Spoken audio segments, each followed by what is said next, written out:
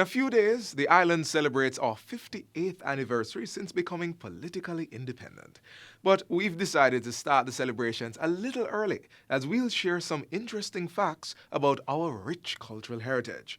As you are aware, COVID-19 is still keeping, so wear a mask. It's a must. Social distancing is also still in effect.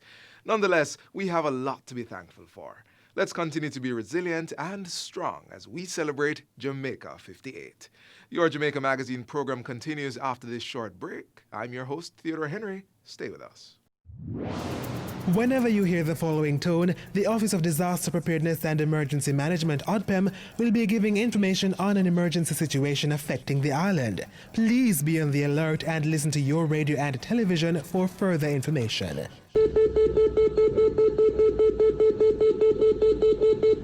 This was a test of the emergency alert system, brought to you by ODPEM.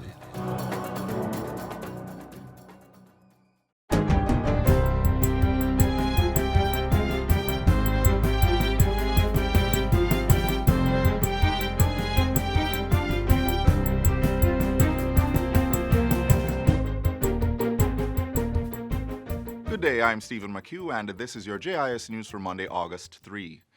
Government will be launching a design competition inviting creative engineers and architects to submit designs for housing solutions across the island. Prime Minister Andrew Holness says this is part of his administration's efforts to lower the costs for delivering housing developments. We're going to be calling up on our engineers and our architects to come together with engineering designs, architectural designs, and material selections that would see a lower cost but high quality solution that we can use and replicate right across Jamaica. Mr. Holness says more details will be revealed this week. He made the announcement during a recent ceremony to hand over 2 more units under the social housing component of the HOPE program. The 3-bedroom and 2-bedroom units were built at Moorpen in Old Harbour Bay, St. Catherine. They are intended for persons who do not have an income and would not have a chance to purchase a house on the open market. Government will be taking steps to review and amend the Education Act to ensure it reflects a modern and culturally inclusive position that protects our children from being barred from any educational institution on the basis of wearing locks as an ordinary hairstyle, irrespective of religious reasons. That announcement comes from Prime Minister Andrew Holness in a statement released on Emancipation Day. He was responding to recent developments surrounding the case of a 7-year-old child who was barred from attending school because of the style of her hair. The Prime Minister says that while government awaits the Supreme Court's written decision on the case, his administration is adamant that there should be no law that could be interpreted to allow for a child to be discriminated against or deprived of his or her right to an education on the basis of hairstyle. Mr. Holness says he's committed to ensuring that every child is treated fairly within Jamaica's education system, reiterating that his government stands firmly against discrimination against any student on any basis. Meanwhile, Culture Minister Olivia Grange says she has also requested that a team involving the legal officer in her ministry review the ruling on the young child being denied access to a primary school due to her dreadlocks and advise her on the next steps. She is also calling for the finalization of a national school and work grooming policy to be accelerated. Work is already ongoing with government ministries, departments, and agencies to ensure that new guidance issued on grooming and appropriate appearance for work or school does not target specific hair textures and hairstyles, race, or religion. We must accelerate the finalization of this new policy. In the meantime, Minister Grange says her ministry is advanced in its work to establish a dress code commission that will reflect the principles and values of independent Jamaica.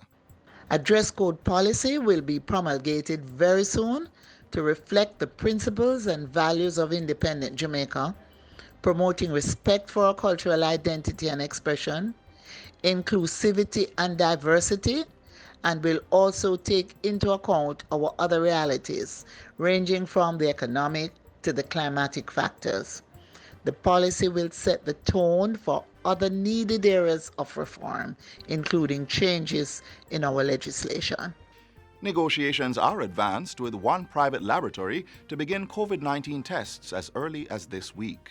Director of Services at the National Public Health Laboratory, Dr. Michelle Hamilton, made the announcement on Thursday.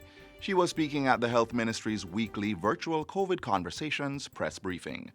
Dr. Hamilton also revealed that discussions were underway with 5 other facilities as the demand for testing continues to grow. We are aware that there is increased demand for tests from persons who would like to travel for business, for pleasure, for persons who need to go back to school, and some who need a COVID test for employment. There will be more to come in terms of how all the other laboratories that we are dealing with fit into our comprehensive picture. But in the immediate future, we are dealing with the needs of those who require a COVID test to carry out their activities.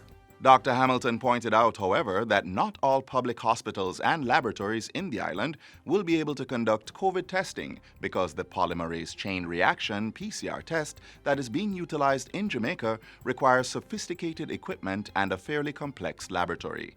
She says most of the laboratories and hospitals did not have the facility or equipment to carry out PCR testing. As it regards current testing, Dr. Hamilton said Jamaica had resumed testing incoming samples for COVID-19 since July 25, while at the same time working to clear the backlog of 10,000 tests over the next 2 weeks. She explained that the ministry was not able to meet the July 31 deadline to clear the backlog due to the international demand for reagents. We have cleared well over half of the backlog, but we have over 3,000 samples still remaining in the backlog. So our current approach is two-pronged.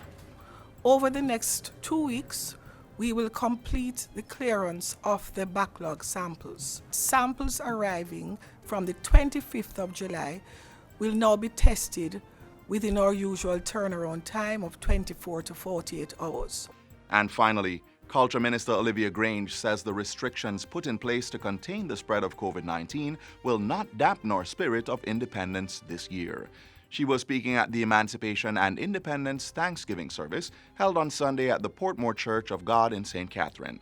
It was held under the 2020 festival theme, Resilient and Strong, Let's Celebrate Jamaica 58. Minister Grange thanked Jamaicans for their resilience in coping with stress and adversity and in bouncing back to a previous state of normal functioning. We have done much better than many of the large countries in the world. And I want us to this morning thank the Jamaicans here and abroad for being resilient and strong, and to thank our Prime Minister for leading us in a very powerful way to ensure we can overcome. She is urging persons to participate in this year's Jamaica Spirit of Independence competition by decorating buildings and public spaces in the national colors. The rules and guidelines for the competition are available on the JCDC's website, jcdc.gov.jm.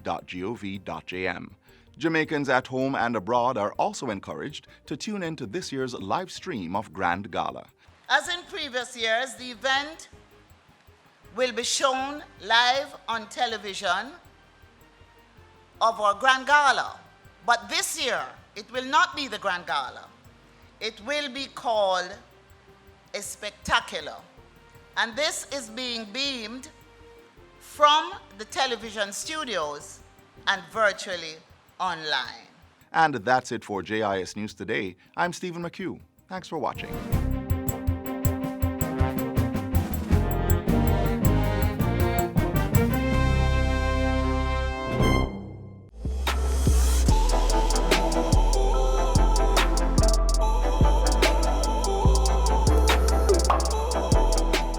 Get the facts on how to come to Jamaica under the Controlled Re-Entry Program.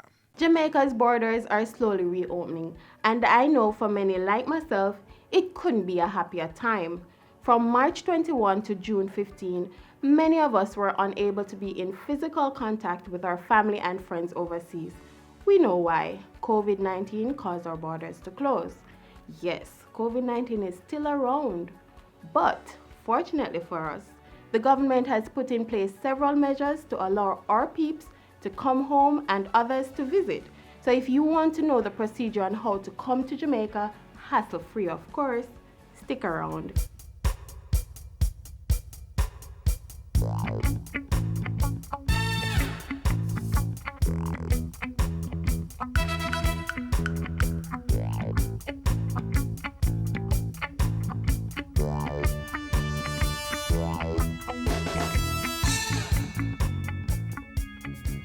The first step is to apply under the Controlled Entry Program.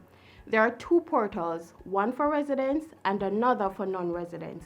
If you're a Jamaican resident, visit jamcovid19.moh.gov.jm. There's also an app that you can download and complete the application from there. If you're a non-resident, go to visitjamaica.com. This is a run-through of the portals for the not-so-techno-savvy people. The information I'm going to share is the same on both portals, so don't worry, you can follow. Alright, so you can go to any search engine, whether Google, Safari, Mozilla, Yahoo, whichever one you have, and then you type in visitjamaica.com.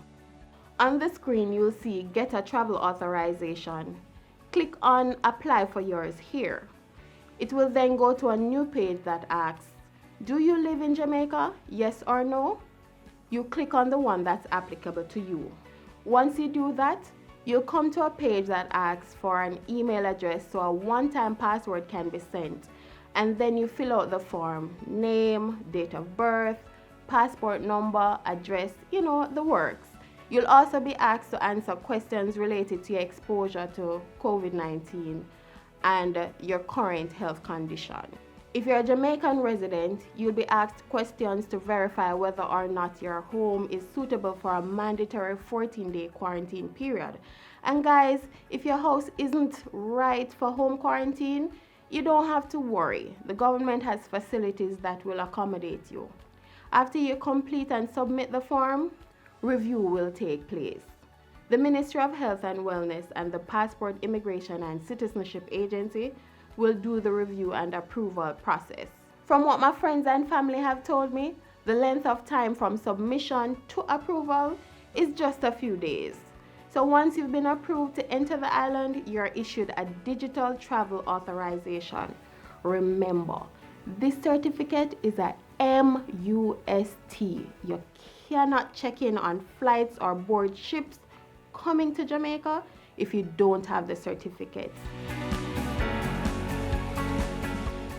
You've gotten your digital certificate, you've booked your passage, and now you're on Jamaican soil. What's next? The first set of people you'll see once you've landed or docked is a team from the Ministry of Health and Wellness. They will carry out a preliminary health screening. After that, you'll be taken to the immigration hall for another screening, which will include a risk assessment. You'll also be tested for COVID-19. If you are from a country within the travel bubble, you'll only be screened. That is a temperature check, observation of symptoms, and a health risk assessment. What's the travel bubble, you may ask? These are a group of countries which pose the lowest risk of spreading the coronavirus. These countries include Antigua and Barbuda, St. Vincent and the Grenadines, Trinidad and Tobago, Barbados, the Cayman Islands, Montserrat, Grenada, St. Kitts and Nevis, St. Lucia, and the Turks and Caicos Islands. So now you've passed the screening. Next up is registration. You'll be asked to provide your address information so it can be recorded and tracked through either your phone or a wristband. This information will be monitored by the security forces. So, if there are any breaches to the mandatory 14-day quarantine rule, there will be trouble.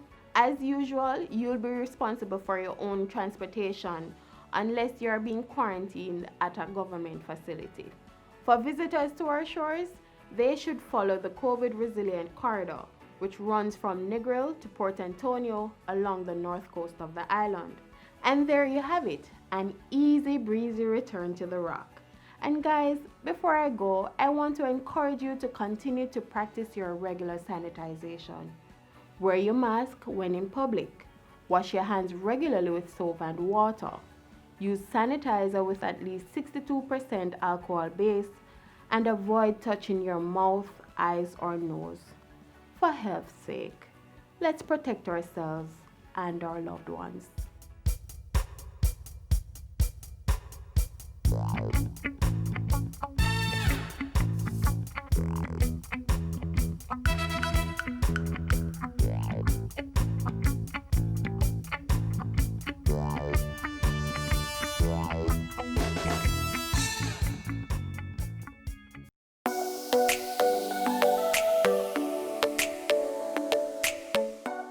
properly carry out a hand rub, apply a palmful of the product in your cupped hand, covering all surfaces. Rub your hands palm to palm. Rub your right palm over the back of your left hand with interlaced fingers and vice versa. Rub your hands palm to palm with fingers interlaced. Rub the back of your fingers to opposing palms with fingers interlocked. Rotationally rub backwards and forwards the clasped fingers of your right hand in your left palm and vice versa. Once your hands are dry, they are now safe.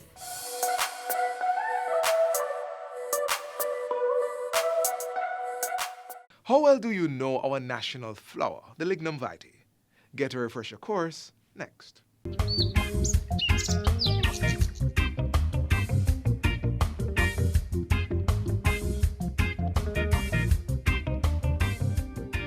Christopher Columbus saw it here when he came.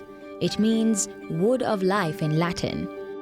It's world-renowned for its medicinal, ornamental, and industrial properties. But round these parts, it's known as the lignum vitae, the island's national flower. It is a tree that is native to Jamaica, it's native to Cuba, basically the Greater Antilles and parts of Central America. Its native habitat is pretty much dry, alluvial type plains. It also grows in well-drained limestone areas. This short, compact tree takes over 100 years to grow up to 30 feet tall. Due to its luminous purple-blue flower, alluring orange-yellow fruit, evergreen foliage, and attractive rounded shape, the tree dots across the Jamaican landscape, shading many houses, streets, and complexes. Since time immemorial, the lignum vitae has been touted as the most useful tree in the world. It produces a gum, and that gum used to be regarded as highly favored for medicinal uses. Its body, gum, bark, fruit, leaves, and blossom are used to produce medicine. In colonial times, resin from the tree was used as a mild laxative and as a diuretic. The leaves were used as a remedy for respiratory, inflammatory, congestion, and neurological disorders. Its bark eases pain from sprains, strain, rheumatism, and arthritis. And I'm sure many Jamaican homes still ward off flies with its branches. Its most noted feature is the wood. Because it's slow growing, it's very, very dense.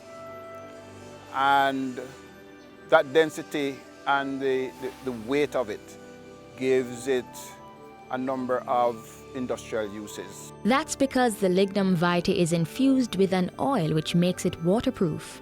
It's ranked as the world's densest, hardest, and most durable traded wood. In addition to being used for making exquisite furniture, the lignum vitae was used to insulate trolley cars for the rail industry. The wood also made the propeller shaft bearings of most ships back in the day. Lignum vitae wood is also ideal for these creations. The lignum vitae is truly the holy grail of plants.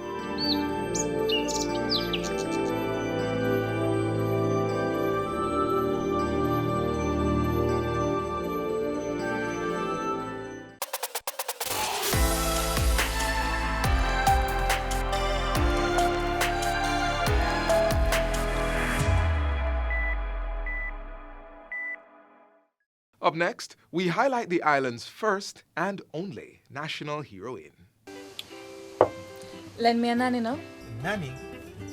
Which of the money is that again? You know it's long time me no use Jamaican money. Cause me not here, me in foreign. It's the $500. The one with the only female hero on it. Nanny of the Maroons? Yeah. Or you not remember she either? Yeah, you know, a little bit. What? Oh, you feel remember the great Nanny of the Maroons? Alright, let me give you a run through.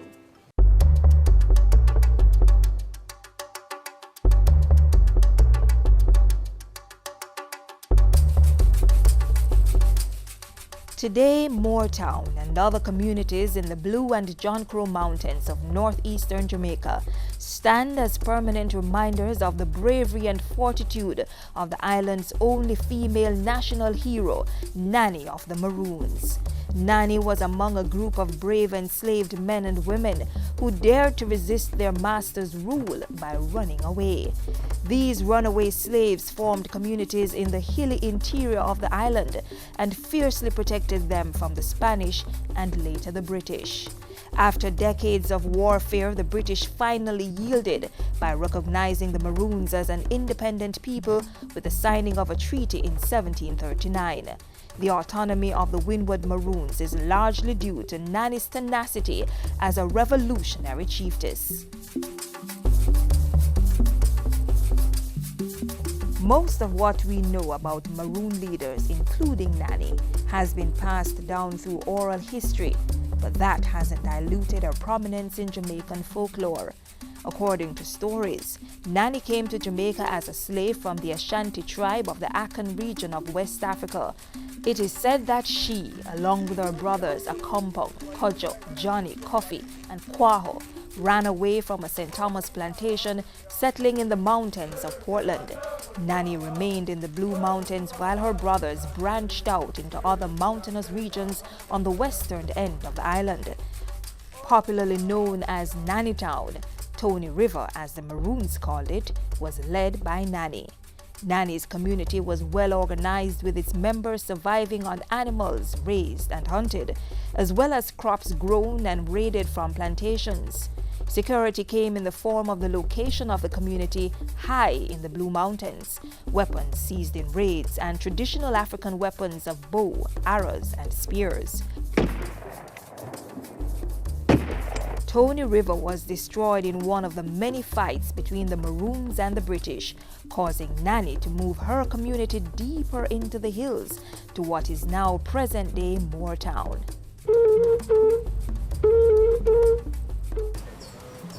Oh, me remember now. But you see, this part of the story, I hear it time and time again.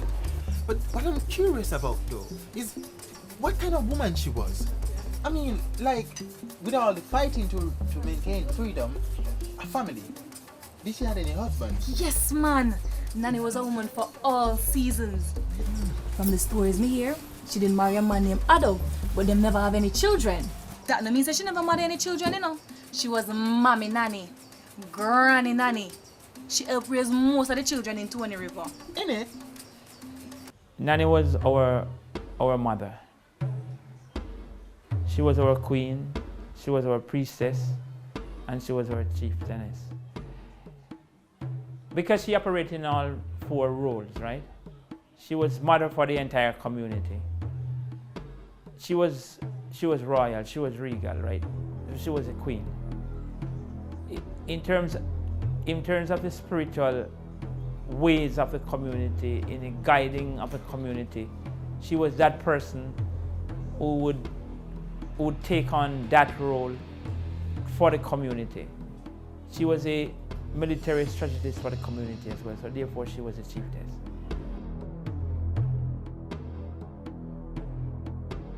Any leader of any ilk or any quality generally rules with two gloves. You know, two separate pair of gloves. One is a cotton glove and one is a iron glove. And you have the cotton glove on, and then you have the iron one, and you put the cotton one over it.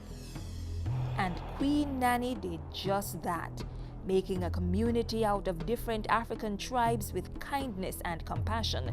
But she was also a stern leader, dealing with dissent while making tough decisions.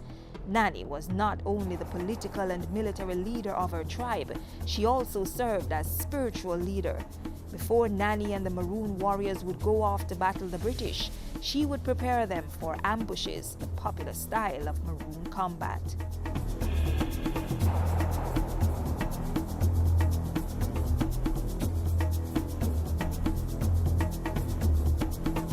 Warriors would be trained, and everybody would be given a cut, and they would send to a special pool in the river, right?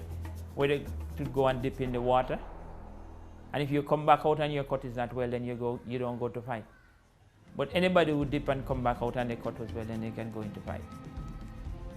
You know, there are times when it requires a consultation with the jege, and if you consult the jege and the jege tell you can't go, then you don't go to fight. You do a lot of things, and that was going on the responsibility. Always looking out for the well-being of her fellow Africans, Granny Nanny rescued slaves from the plantations on the plains. It's often said that after the Maroons signed the treaty with the British, they began to turn back runaway slaves, or even captured them for the British. The fact is that the Maroons would have taken in more persons than they would have returned. 200 years ago, 275 years ago, it had much more vegetation than now. It was much more covered, and more people could have come and stay in the community undetected by the authorities. The authorities had 2 white superintendents who were supposed to reside with the Maroons, and most of the time the Maroons make life for them rough, so that they had to leave. So many of the time they never really have the superintendent, the white superintendent living with them, so they could take in anybody that they want. The Maroons would have deliberately gone to the plantation and take away slaves from the plantation.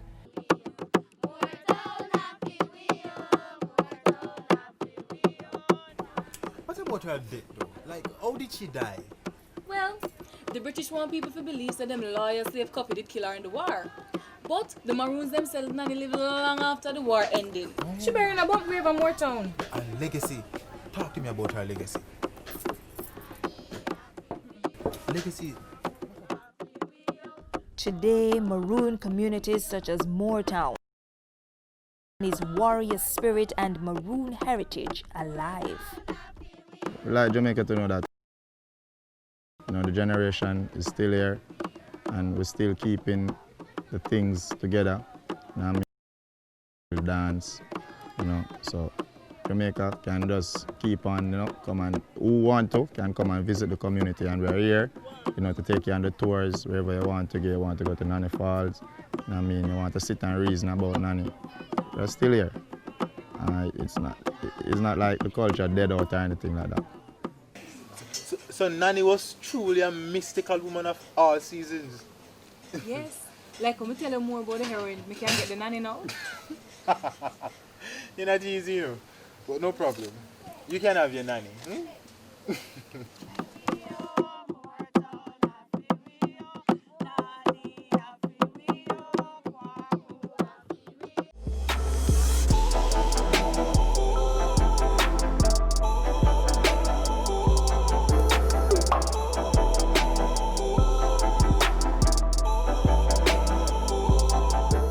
And that's our show. Be sure to join us again tomorrow for another information-packed Jamaica Magazine program, right here on this station. We're also available at your leisure online. Visit our website, our YouTube channel, our social media pages, or download our mobile app. That's both iOS and Android compatible. On behalf of the entire team here at the JIS, I'm Theodore Henry. Take care. This has been a production of the Jamaica Information Service, the voice of Jamaica.